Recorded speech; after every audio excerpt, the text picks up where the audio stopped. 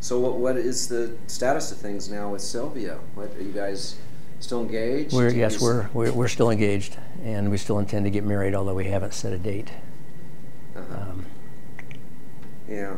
Have you had time to sort of weigh all the revelations of the last 2 months? And well, actually not. You know, I had to get the budget out early this year, so we had to get it done by last Friday. So I went right from the campaign. Actually, I started it during the campaign and right on through to last week on the budget. So Sylvia and I are going to take some time together next week, Thanksgiving week, and kind of get off and sort things out.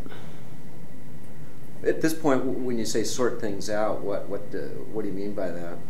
Well, you know, I mean, I need a little time to process everything that happened, and you know, I think there's really two sets of issues. You know, one is a set of issues that took place 17 years ago in another state before I knew Sylvia, and obviously some of those were revelations to me, and it's not going to, you know, ruin our relationship, but I think there's a little processing we got to do on that. And then, you know, the other set of issues has to do with whether the interface between her professional work and this undefined role of First Lady has somehow crossed the line with our ethics statutes, and you know, that's, I think, much more relevant, and you know, we're anxious to obviously see what the Ethics Commission says about that.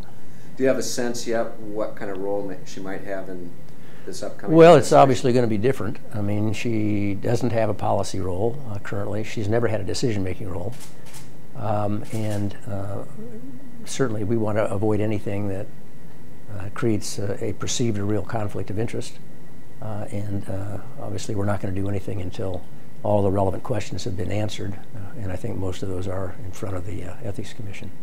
Okay, so this is, well, at least your last term for for at least 4 years after Till I'm that. 80, right? Yeah. Yeah, till you're 80. So are you planning to do anything differently this time? I remember when you came back into office 4 years ago, you talked about so much the lessons you learned. After going through this whole campaign now, you're free to having to have any re-election concerns or anything like that. Are we going to see a different approach in your office, different organization? Well, you know, actually, I think we had a pretty good 4 years. I mean, cover Oregon, the technology was a disaster. There's no question about that.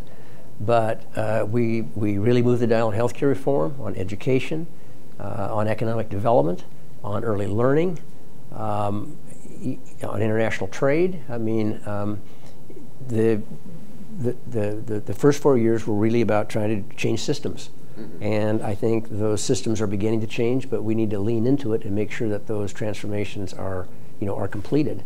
And I think economically, there are two basic problems. The recovery, as you raised earlier, has left behind many communities of color, a lot of English language learners, people who come from deep poverty, and a lot of those folks live in rural Oregon. So the question is, how do you address that? Then the second disconnect is, although the state has, you know, on the measures we use for economic performance, has had one of the fastest growing economies in the nation for the last 2 or 3 years, there's a disconnect between that definition of economic success and people who basically have jobs that are so low they can't support themselves. And so one of the things that the Business Council did 3 years ago is they added poverty reduction to as one of their 3 core goals, and they launched OBC sponsored a prosperity design lab about 2 weeks ago to actually try to think about how we begin to address that. So there's a growing interest, not just with social service advocates, but I think with the business community that recognize that poverty and people trapped in low-income jobs with no way up and no way out is not just a human tragedy, it is a huge drag on the economy. So there's a convergence, I think, of recognition that income disparities, there's a Standard & Poor report that shows wide income inequality actually is a barrier to economic growth and development, because you get all these people with no disposable income. So there's an interesting new cast of players who are very interested in addressing this. Do you have any concerns about the coming of legalized marijuana to Oregon, and whether you intend to, sort of weigh in on that debate as it gets implemented? I do have some concerns. I didn't support the measure, but I did talk with the sponsors of the measure probably 3 or 4 months ago, and told them that I wanted to, if it passed, that I wanted to work with them to make sure that we've got the right kind of framework in place for this to be a good thing, not a bad thing. And I've got my public safety policy person meeting with OLCC, and we're going to get probably a larger table and take a hard look, including legislative leadership and others, to take a hard look at the measure to see whether we think that it provides the appropriate, balance of public safety, education, public health, and I would be very surprised if there wasn't some kind of implementing legislation. And this has to do not with who gets the money from it. There's a whole separate question of local taxes versus state taxes. It's what are the lessons we can learn from Colorado and Washington, and how do we address those? For example, there isn't a breathalyzer test for driving while under the influence of marijuana. I believe it's a blood test. Well, blood test requires it puts a big load on the state crime lab, which is underfunded right now. So how do you deal with that? I mean, essentially they do it just by observation now.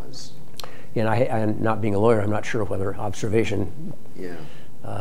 It could create a real contentious and costly system of traffic court. You've got public safety issues, you've got public health issues, you've got what kind of conversation and signal do we want to send to our kids. You've got questions, is the OLCC adequately designed, and does it have the capacity to take this on? Just a whole host of just very practical questions that I think remain unanswered. And we do have a window, as the way the legislation was written, for the next 14, 15 months to actually address those and have something in place when this goes live, if you will.